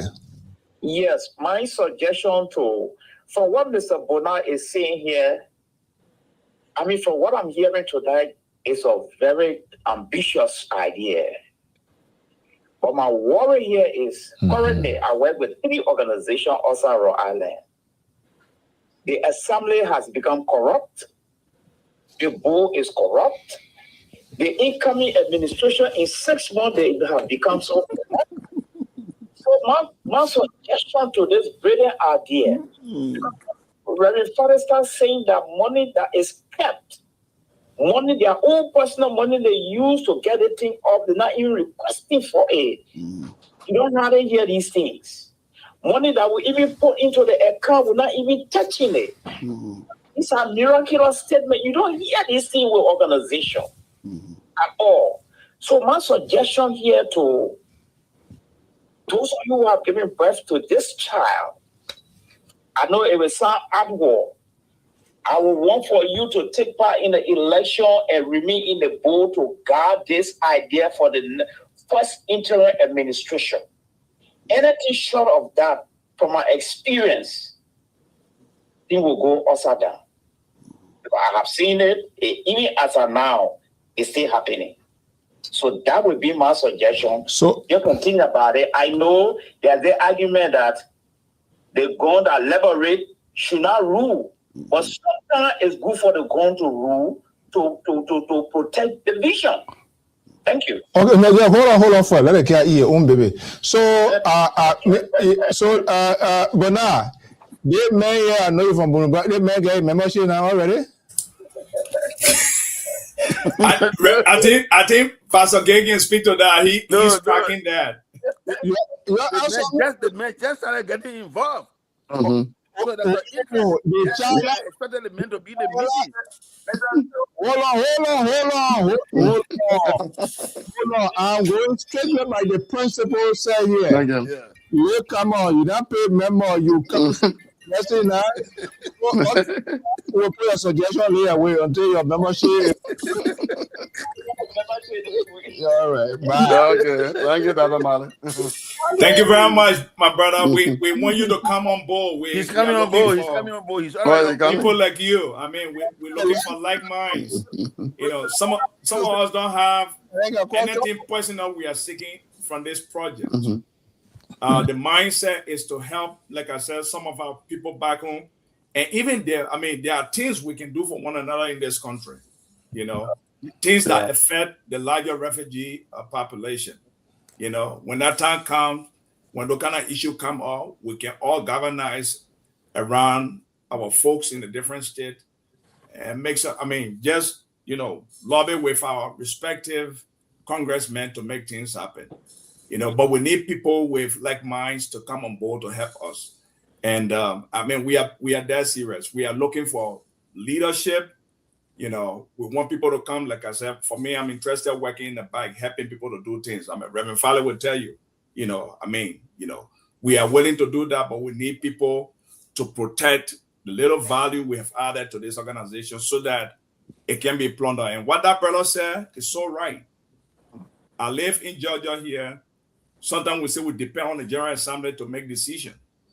But sometimes people with nefarious plan can penetrate the assembly and they can say, let's do this. And they weed people away and take them to meeting. And some of the people don't even know what they are voting for. They will tell them, vote this way, vote that way. Because someone has a plan to divide the community. We are fighting against that. We are not insulated as a group from everything we have seen in the Liberian community and other organizations. That's why we want people to come so that, you know, no one's coming to be, oh, I want to be president, I want to be vice president. You want to be president and vice president, you got to prove your worthiness. And then we'll put you there. Yeah, so thank you for the question, Dr. Mali. But also, just like you see, we established something now. So when you talk now for each other, we put you in a layer when you can. We start from there first. Everything we start later, by later. You see, exactly what you we building the foundation. That's what we can do. Then later on we'll be the house. Yeah, let me get ID card before you. Yeah, I'm talking when you get ID card, you get membership fee, everything going there with you. Somebody said we're so Pastor Reverend and I just sort of be at the convention because some people want to have your time. And they send a question I say, yeah. People want to pay. They are not broad, but they want to have some really good time, so they kind of live here there now. So let me address that. This is not a church. Okay. Convention. It's not a church. All right. Where we are having it, there's a bar. So you can go and purchase your own drink. There's a bar there. Okay. We are raising funds and we are not in a position to buy for everyone. Yeah. Provide you with juice, with water, with soda that is cheaper because we are there to raise funds. But if you take your shot, it's just walk 2 steps. That's all. All right. Sorry, my man, forget it. You, Pastor, you're not going to do anything, Pastor. Go and do your own thing. Guys, look, I think we're going to have more conversation on this. I will talk to Reverend Fowler. I'll talk to you guys behind the scene and to see how we can amplify this. I believe in quality than quantity. Sometimes you get people become a headache. Exactly. Committed people, no argument, nothing. Everybody, will just ask logical questions, and because they want to be convinced. That's how we're going to leave it here. But trust me, we're going to have more conversation of this, and I think it's a very good engagement. We can't get tired. We want the good out of our country. Exactly. So, not going to transfer other people's bad behaviors to other people because somebody did it wrongly yesterday. Today, people must be held responsible. That is unfair until they can prove themselves otherwise. That's how it's, and that's why we always give voice to everybody, regardless of who they are. But quickly here is one of the bottlenecks to these Liberian-based organizations. Is there time frame on the leadership? People get there, they don't want to move. They stay there. 2 years. And 2 years. Yes. You get 2 years, that's it. No, Yeah. after 2 years, you got Election. You can be re-elected. Then that's it. But and we that's it. we can have have a election every second 2 term. years. Yeah. But the term is 2 years. Yes. You can't go more than 4 years. Is that the No. case? Okay. No, you can. All right. Because nobody can be can counter this No, Mugabe. of Musa Vini in 1950 is still president. All right, guys. I want to thank you so much. Okay. Go, you guys will get your final word, and I hope this message will resonate. Like I said, I will talk to you guys, and then in our subsequent broadcast, whether you are here or not, we'll try to amplify, enhance the message, and people will reach out to the rightful authority if they need further information, how to get their convention fee, how to pay their tickets, their cab. And I think I will encourage people to, if for any reason, your family, you can't attend, pay your convention fee. That's another way of giving donation to the institution, So, okay, let's hear you guys before we final message. I think another thing from mobilization, Pastor Fallen may send our cash app and we have a WhatsApp group. Okay. Yeah, so at least when you look there, you see everything. So your contribution, wow, everything is in a WhatsApp group. So that would be, and we want to say thank you to Brother So for what you do. We see it and we know that God is going to bless you to expand you. He said everywhere you step, He's going to enlarge your tent. So you will be the head, not the tail. And anything you tell you will expand. And we thank you for such a great work like that. We know you're going to promote us. We are doing mobilization all around different states. But with you now, we're on TV, and we know you're going to go greater. So we want to say thank you again. I will be discussing subsequently, as you said, so that we all can build this together in Jesus' name. Amen. You're the free will offering, right? Don't worry what I want. Yeah, and a free will, so we're going to talk it. Yeah. And I think Dr. Mali made that, but again, I don't want to be the who promotes something. You don't want to be the lawbreaker. We all have to make. Definitely, I'm going to reach out to you, Reverend Fally. I'm going to get my membership. Yeah. So when I inside and there, I know how to ask questions. Yeah, okay. And we're asking this question because we want to make sure the right thing is done to protect it. We're not going to support something that, everyone's going to be yes. And that's the kind of behavior we have. People, sometimes there should be a no. And that no, when the no is clarified, then it turns to yes. Yes. And that's what we want to do to help this institution. And our own pastor know who he is. You don't twist it around, Reverend Fally. So, I mean, that apprehension is undue. So we can. So yeah, let's hear, gentlemen, two of you. Let's hear you before we go. Okay. When Val goes, and then you can close it as a chairman. So again, brother, so I just want to say thank you very much for giving us your platform just to put the information out there and speak to the larger refugee community that's frequented on your platform. Folks, it's about time. God has blessed us. The mere fact that he picked us among the many refugee folks in Ghana, in Ivory Coast, in Sierra Leone, and brought us to the state. He didn't just bring us here to just focus on ourselves. I think he brought us here. It's incumbent upon us to give back to our brothers and sisters who are still back home. So if you are listening to us here tonight, be it wherever you are in the United States, I'm begging you to start planning. Plan to go to Providence. If you can't make it to go to Providence, offer to pay $100, and the organizing team in Providence will send you your t-shirt, your cap. That's another way you can help us get closer to what we want to do in Liberia. So I'm begging everybody, if you're in New England, you're in New Jersey, you're in Philadelphia, Maryland, Virginia, Atlanta, Minnesota, the now in South Dakota, Chicago, please plan to join us. But we have a group that will continue to add members every day. And then you can get information from that platform, our WhatsApp platform. If you can't come, your money will help us get us close to what we want to achieve. So I just want to say thank you again for listening to us. And thank you to LPR for, having us on this evening. Great. Okay, my own Reverend Follett, who also Pastor did doing the extraordinary job. His engagement in the community, very respectful people. They sit with community leaders, state officials, so they're not going to just easily put their life, characters, family. These are family people, put it just on the line. But we just have to have these conversations just for the audience. They know who we are. They know what we do here. We ask a question that needs to be asked for clarity. Reverend Farley, let's hear you. Yeah, so President, we want to thank you so much, man, for giving us this opportunity. This platform is a big platform. I've been following it, and that's why I'm sticking closer to you, because those of our people who watch the platform, they talked about it a whole lot.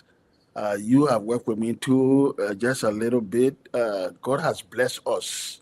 Yeah. God has blessed us. We are helping organizations that raise thousands of dollars. And we are there helping people outside of our Liberian community. This time we want to bring it within our own people, for our own people. And that's why we're also asking them out there to please come on board. Or Pastor Gabe's number will be called if he can call a number. My number is 401-419-4420. That's my number. Since I entered this America, that's my number. I have not changed my number. I'm not afraid to give my number to people. And this is one of the reasons. Call this number and be part of this body, this initiative that we are taking. The only time you can leave a legacy is when you pull your life into people. That is the greatest legacy you can leave. That's what Jesus did. Pull your life into. So when you are gone, your life is still alive. Yes. And that's what we are trying to do. So thank you so much for the platform. All right. Okay, if you want my number, 401. No, when I get your consent, was something that we, like I said, I want to talk to you. We'll try to add, be running here routinely, during our regular programs, and maybe be doing some posting so that way they would know exactly who to contact. But definitely, hopefully we can do one more of this, and the women both shouldn't leave behind. No, we'll bring that in. 4 or 5 say you're bringing it. I mean, we'll bring that. Reflective of what the institution stands for. All right, Pastor Gay, you done? You got a word to go? Oh yeah, we just want to say the same thing. Just say thank you very much. Well, what are closing remarks? Just maybe something you want to add to what they say. Just for okay. Everybody that in Rhode Island to the state adjacent, please, we'll make sure come to our convention. The package is $100, and for your ID card, your membership card is $20. So your total payment should be $120 to pick up everything. But if you're not part of Budu Baran or you just want to come to our ball and maybe spend your 3 days with us, we give you food, everything. Our ticket is $50. I want just for ticket. I mean, you just want to come to the ball, but you don't want to get a package. But we are appealing to you, even if you're not part of Budu Baran, to assist us purchase your package. Our ticket is $6 and $50 for ticket, and our ticket is now on sale, so you can pick up your ticket now. Thank you very much. All right. Well, that does it this evening. I want to thank you guys so much. It's 10:29 Eastern Standard Time. Reverend Fowler, I want to thank you to beyond all of this, all what you do for the community. We see it, we follow it. We have participated, and with your presence, Pastor Gay, Long been here. Trust me, all the state officials, they are all ready. They're not going to leave behind. So I think there's a good light at the end of this whole thing. I want to thank you. Hey, Bernard, man, you really we started it, and you really hit it all of the car issue as well. I want to thank you guys. I'm looking forward to having this conversation again subsequently before the program itself.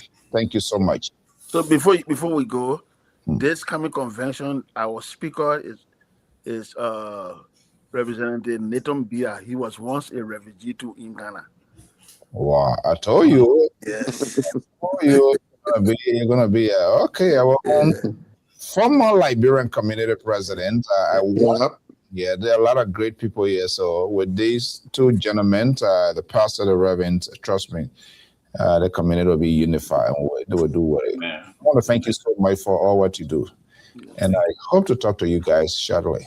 Thank you. Thank you so much. Thank you very much. Okay. Bye-bye. Okay, well, folks, that does it this evening. Again, I'm Alfonso Z. and Salt of the Liberia Public Radio and Lpr-Tv. Sometimes we just swallow and throw the politics aside and go in our community to see what is happening, because we also got to hold them accountable, responsible for what they are doing. But so far, they are doing an extraordinary job. But we'll continue to ask these questions. So this is the first time on this network we say you are wholeheartedly welcome. You are on the official news outlet of the Liberia Public Radio. And I'm Alfonso Z. and so broadcasting from the East Coast, the ocean state of Rhode Island. By God's willing, same time, same station. We'll be here tomorrow with the liberal progressive, the most liberal on this network, with his ally, his colleagues, who are trying to do everything possible to hijack and to be blowing the trumpet of dance to whatever happened in the country. They do not have the guts to raise questions. The likes of Dr. George Toto, the progressive from Pittsburgh, the Reverend Terry Collins from Minnesota, the Minnesota politicians, most the same way from the liberal state of Delaware, and Sissy Guoyo from the Tiawan Gonglo down to the Boashin. They are all here. They are doing everything possible to turn the wheel of this network. And the two independent voices that believes in people's civil liberties and allow them to speak their mind freely. Dr. Malay Jones said the liberals tried to sanction. So he now recruit another person again to try to build a strength on this network. But unfortunately, they can't do it. But we'll always give them the opportunity to have this sort of conversation. Whether we agree or disagree with them, we exercise the political tolerance that is lacking. We'll listen to their side. If it is convincing, we agree with them. We'll be here to speak what is right. As facilitator, part of our job is to have this open conversation without inserting our own personal feelings into national discourse, which seems to be happening around here. People take national issues to be their personal or self-something. And this is why the hair scratching is all over. Because the media failed in the last time around to ask to give everybody the opportunity to get their side of the story. When the media tend to influence the conversations and persuade the minds of the people, people are deceived because they follow these things. That should not be our role. Our job is to facilitate and allow all voices to be heard, whether we agree or disagree with them. And this is why you're hearing them talking or not. This is not what we expected. Amen, we are disappointed. No, you are not disappointed. You knew it. You welcome it, you embrace it, and you blow the trumpet. He who follows rides the back of the alligators, goes into the bed of the alligator. So you knew exactly what you are doing. That is not an excuse. I'm not going to buy into that. Until then, folks, we want to thank you so much for being part of this show. We will be back here again for more national conversation. If you have an event here in the USA, in Liberia, be it weddings, graduations, any memorable event, solemn, whatever it is, let us know. With LPR, you can count us. We can reach anywhere you reach. It's possible. If there's no way, we'll find it out. Even if you have an event in Liberia here and you want it to be really in a special form format, we have the ability to do that. That's why I make the Diaspora Informative News Magazine fair balance. Quality is better than quantity. Until then, have a pleasant evening, and by God's willing, I will see you. Be safe, and I'll talk to you. Bye-bye.